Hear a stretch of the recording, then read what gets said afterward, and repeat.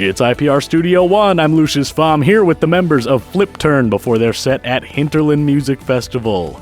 And I'm going to start with drummer Devon. You and Benny Flipturn shows inexplicably with your head stuck in a tom-tom. Yeah. Please describe the first time you did that and why you keep doing that.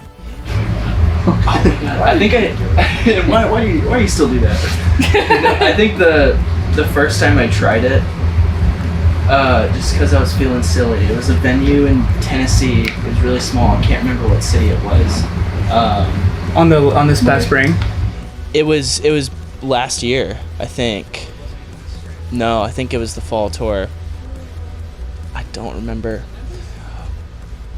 No, it wasn't Memphis. It was a very small venue. But yeah, I was just doing it to be silly. I don't know. Just like was like, all right, what if I put my head in this tom? And then I realized like, oh, it's like kind of a fun challenge not being able to see my kit and like play at the same time. And also it looks kind of cool, you know? I feel like the Mandalorian putting on like a helmet, you know? So I'm like, this is the way. This is what I gotta do. And is there a song where that normally comes out, or is that just when the animal strikes? It was with Wales for a while, and then our guy Lawrence would come up on stage and take it off like towards the intro. But I've been doing it with Space Cowboy recently, just because it's right after I go down to do that like, you know, crowd drum bit. I get back up to the stage and I have my tom like, well, you know, might as well put it on, you know. Love it. There wasn't really a lot of thought behind it, you know. No, it's just like you're basically like MF Doom. I like it. Yeah. Mitch, I got one for you. So I listened to your 2020 EP with a chill hop artist named Nori. I want you to talk about that first of all. That's hilarious. I haven't listened to that music in forever. That was just my friend who I had a band with in college, and then he was like, oh, do you want to make lo-fi music? And I was like, yeah. And that's literally what happened, and we just... It's very good. Yeah, it's Erno. Yeah, Erno backwards. Yeah, it's cool. Yeah, my only gripe is that it's like 9 minutes. Like I can't study for anything in 9 minutes. I can't do it. I can't finish anything in 9 minutes. So it's yeah, I honestly haven't listened to that music in forever. Are you still making those kinds of beats? No. Full rock star now? I make like other music, but definitely not lo-fi stuff. I did that like Erno, who's Nori, really likes that. And then in that moment I was like, oh yeah, let's do something, it'd be really fun. And yeah. I don't really. Yeah, I make like house music for fun, but nothing that's like out or will be under my name. It'll be under if I put something out, it's not gonna be under my name, because all that stuff I was like really young. I'm sure there's a song in there where I was 16. It's like a smooth jazz track. So I should probably go and nuke my Spotify. Actually. Oh, don't let this be the reason. I just like, you just brought back memories. I was like, I have a Spotify account that has music on it. Revamp it, dude. Just revamp it. Yeah. Yeah. Thank you, Mitch. Thank you. Madeline, we'll skip over to you first for a second.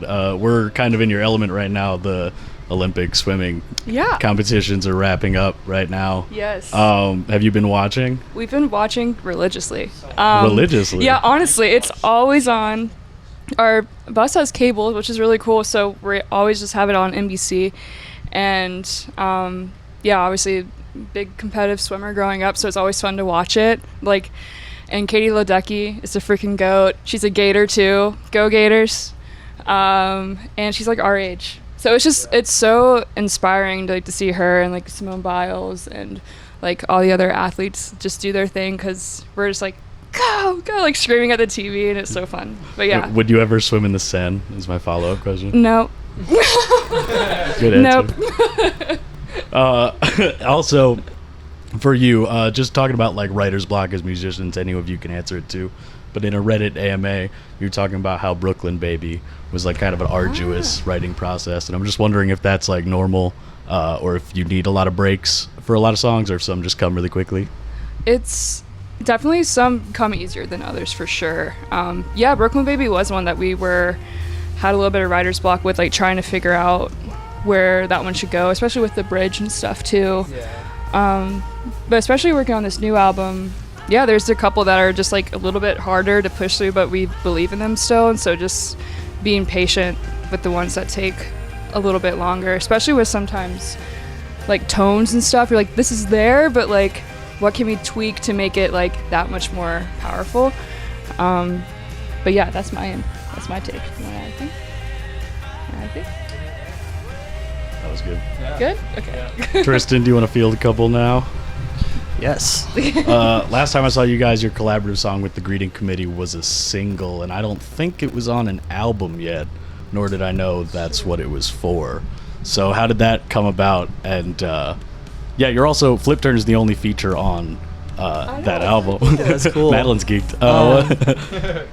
I know Addie from Green Committee sent you a message asking about just doing a feature. I remember going to like their house, and I know Briston put down some guitar stuff in there too, which is pretty cool. Yeah. Yeah. You probably be better. Okay. Because actually was not involved too much. Well, it was cool getting approached with that because we had showed with them like years ago, and so we had never done a feature like that before, so it was kind of cool to take that on. And they were great with just, we went to I think a home studio of their producer Jose, and they were just like down with whatever we wanted to add. So like oh, do you want to add a bass line? I was like, sure. Or like, you added some acoustic guitar too, and then Dylan's lyrics I got to add and everything. So it was kind of cool how it came together, because I feel like in that little part a little bit of Flipturn comes out, which is pretty sick. Yeah, it was really cool of them, like you said, just to hit us up, because that show years before we were like, oh man, like the Greeting Committee like slaps, and we just always kind of like somewhat would stay in touch over the years, like via social media. And then we just got a text from Addie, and she's like, do you want to throw a verse on this? And yeah, sure, why not? So yeah. While we're on just the collab talk, Hotel Fiction as well, how did that go about? That was unprofessional.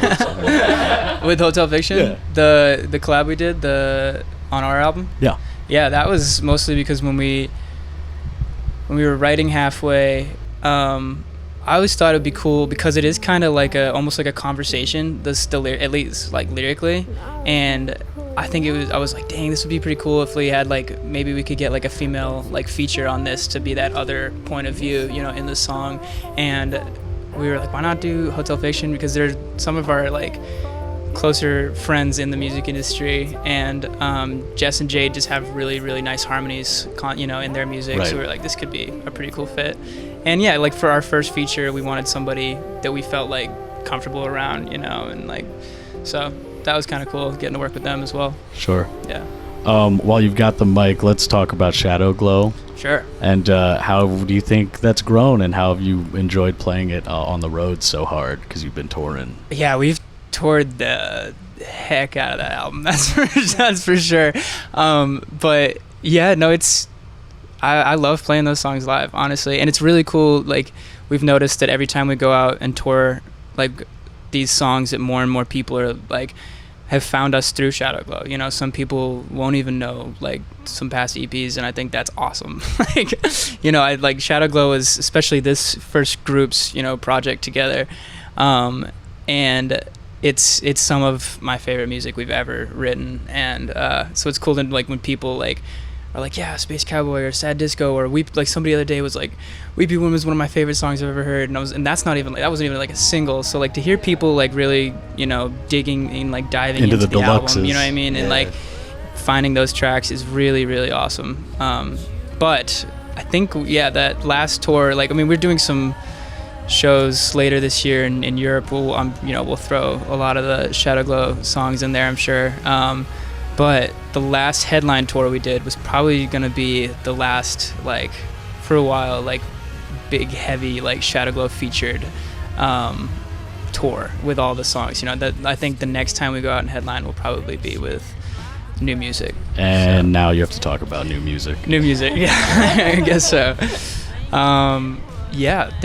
We haven't announced anything, but we have been playing a lot of new music live. We played on that Shadowglow tour. We would play like 2 or 3 new ones just to test them out and see, what people are thinking, and just to practice some for when we went into the studio. That was before we actually went in and recorded anything. And playing it live helps so much. It's just repetition, and you feel so much comfortable when you're going in to the studio once you've repped it a bunch live.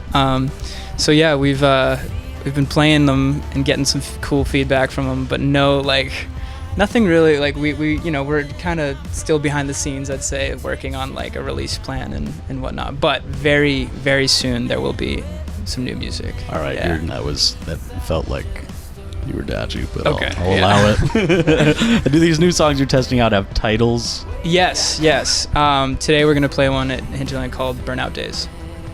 That's why you ask follow-up questions. That's it for the interview, unless you guys have more to add. No, unless you guys got... Listen to our music. Listen to our music. Words to Stay live by. tuned for new music, yeah. Thank you, Flipturn, for speaking with us on Iowa Public Radio Studio 1. Of course. Thanks for having us. Thank you.